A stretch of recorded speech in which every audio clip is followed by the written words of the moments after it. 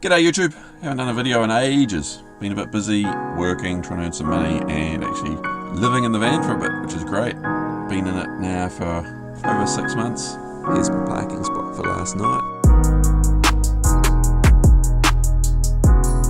All the systems are going pretty well. I had to make a few little tweaks to a few things as you'd expect. One thing that is working really well is the water and hot water system. I haven't had to change a thing on that, so I'm very happy. We'll give you a tour of what it's like to do the dishes in the van. Alright, so here's the setup. We've got sink in the middle, which is great. I'm filling up the little sink with water, so I'm not using too much water.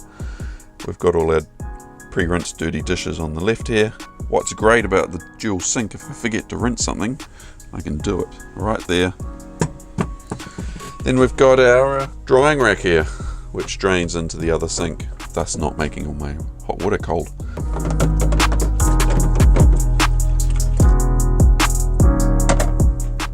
Even the big things work fine in the little sink. You just have to do half of it and then do the other half. Too easy. Also handy for letting the big things dry. So here's a control for my hot water heater. It's a Eberspacher 2 kilowatt hot water tank heater thing. Turn it on by pushing the button. Press the button again to say you want to heat. Choose how long. So for my hot water tank is 25 litres. 20 minutes will get that nice and hot, and then you just push the button once more and it starts it up. Here underneath the sink we've got the hot water tank, so that's that bad boy. And right here we've got a hydronic hot water tank.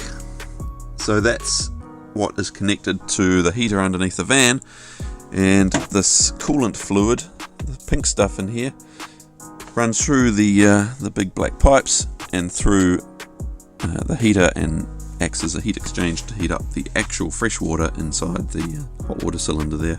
It's notorious for leaking the stuff. You can see I've got a very slow leak down the bottom here on those pipes. If anyone's got any ideas how to stop them, let me know. I installed this nice little rack here so I can store my dishwashing detergent. And up the top there is where I store my drying rack when I'm not using it.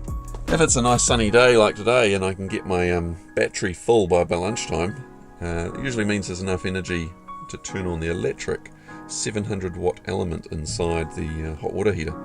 It takes about an hour to heat that up with 700 watts. We're currently heading into winter, so I don't usually have enough power at the moment to do that, so I've been relying on the diesel heater. The great thing about the electric is it's completely silent, whereas the diesel does, it's a bit of a furnace. You can hear it outside like a little jet engine. So not great if you're surrounded by other campers. If you want to do it stealthy, you turn on the electric and heat it up electrically, completely silently.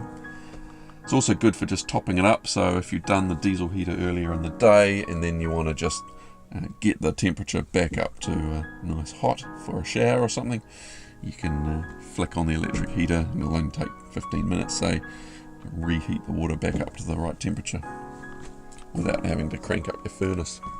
So there's an exciting look into how I do dishes in this van with the diesel hot water heater.